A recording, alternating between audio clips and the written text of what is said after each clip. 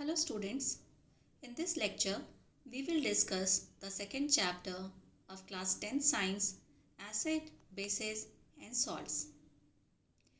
In your day-to-day life you come across a lot many things which are acid, bases and salts.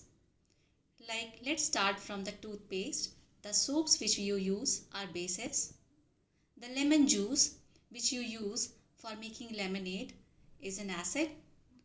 And the common salt which is used for making or cooking is actually a salt. So let us start this.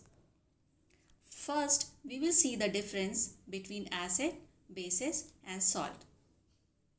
Acid are the substances that release H plus ion in aqueous solution. Bases are the substances that release OH minus ion in the aqueous solution.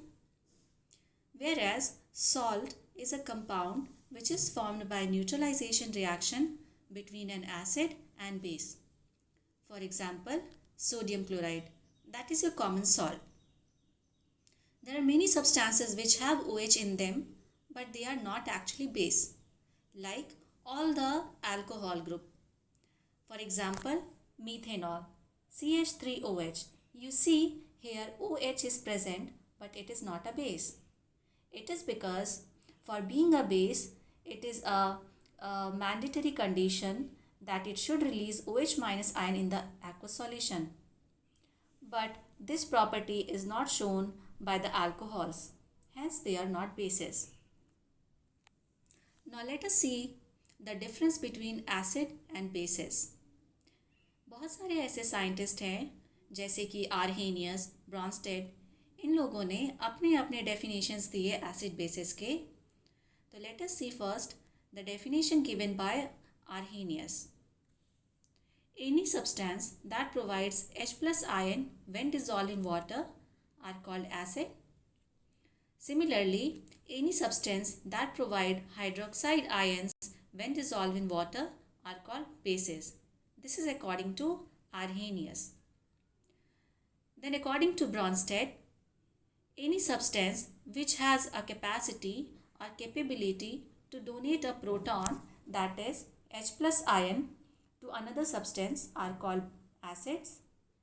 Similarly, any substance which has a tendency to accept a proton from another substance are called bases. Now let us see an example of Arrhenius acid.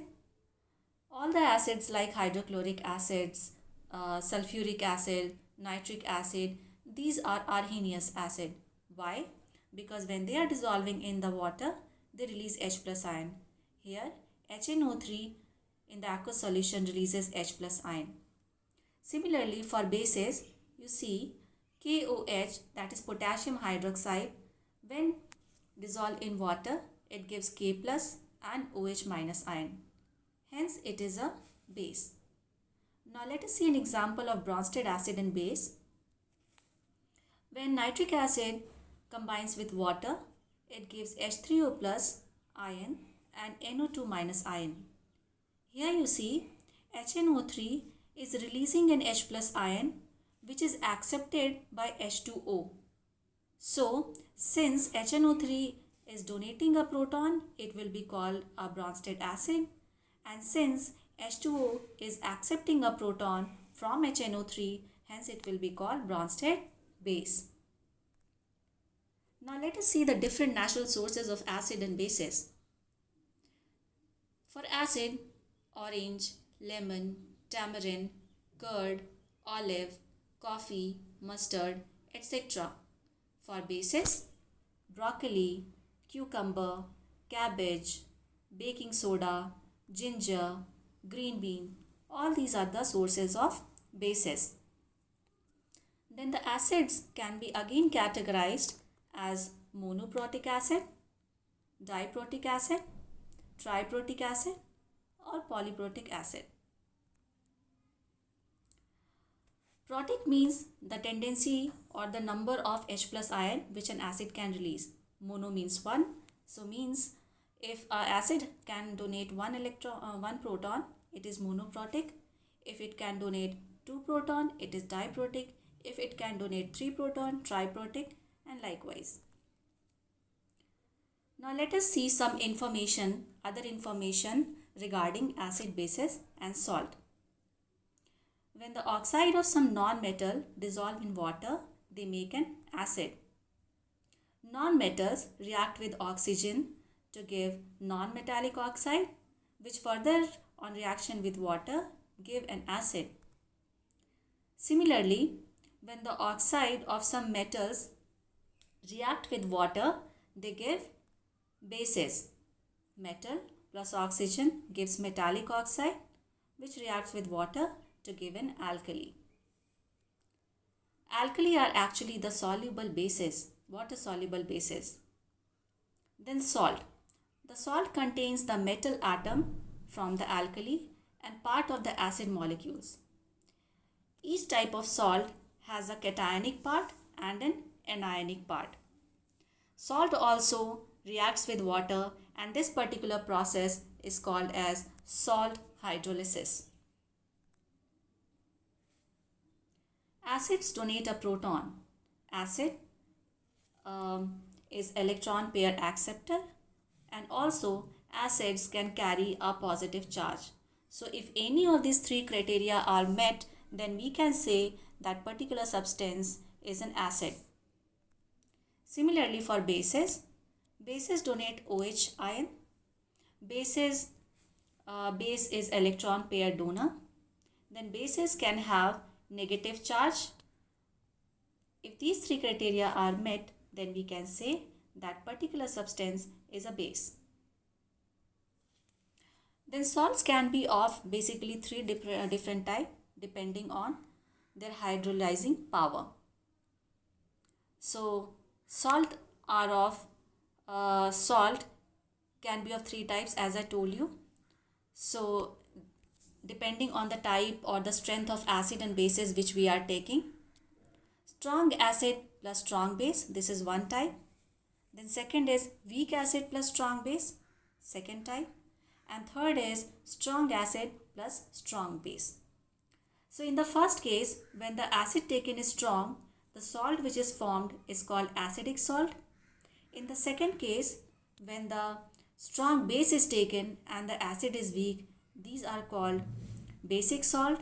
And in the third case, when both the acid and bases are strong, we call them as neutral salt. Alright, how do you know if a chemical is an acid? Usually, whenever you see any compound starting with an H, then you can say that it is an acid. For example, hydrochloric acid, sulfuric acid, and nitric acid. In case of salt, as I told you earlier, resulting salt is acidic or basic. How will you identify whether salt is acidic and basic? For that, you check the parent acid and base that formed it. If the parent acid is strong, the salt is acidic salt. If the parent base is strong, then the salt is basic salt. And if both are strong, then the salt is neutral salt. Acids are sour in taste and corrosive in nature. Bases are bitter in taste. They can be also corrosive in nature, provided they should be strong bases. They have a soapy and a slippery feel. Then salt is used for ionic compound. Is composed of positively charged cation, usually metal or ammonium ion, and negatively charged anions, so that the product remains neutral and without a net charge.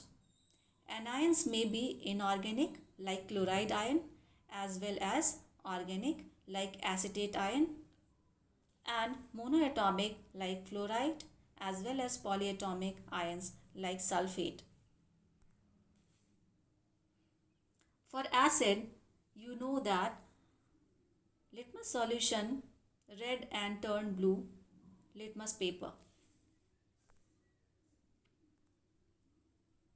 Basic solution turns red litmus to blue. Then pH of acidic solution is always less than 7.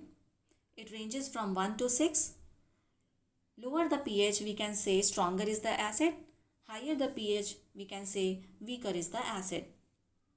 Similarly for base, the pH is more than 7 and the pH ranges from 7 to 14. Again here also lower the pH, we can say weaker, but in this case lower the pH, weaker is the base, and more the pH, stronger is the base. And if the pH is 7, that means it tells you about the neutrality of the substance.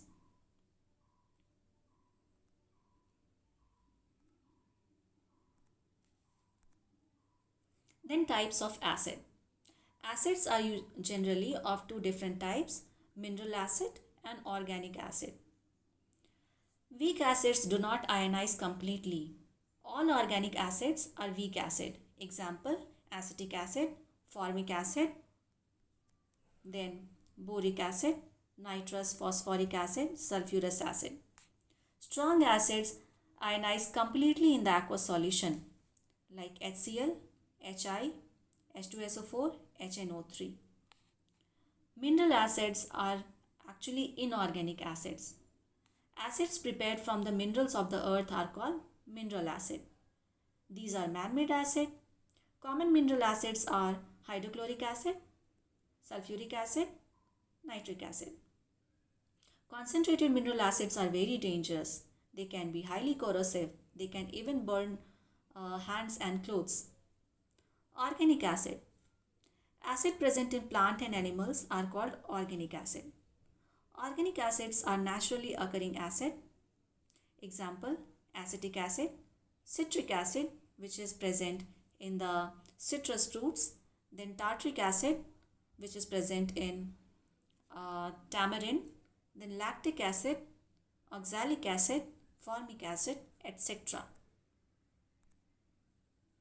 Organic acids, the various examples are formic acid, which are present in bees, ants, and other stinging insect.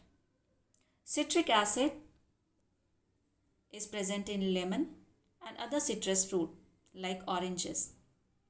Tartaric acid is present in grapes. Then lactic acid is present in milk and milk products. Then acetic acid is used as a preservative. You know, vinegar, which we are using for the cooking purpose and for making pickles, has acetic acid in it. It is also called ethanoic acid. Then lastly, what is acid rain? Acid rain is a rain or any other form of precipitation that is usually acidic. It can have harmful effects on plants, aquatic animals, and infrastructure, especially structure made of marble. The very common example is of Taj Mahal, which is made up of marble. The acid rain has a corrosive nature.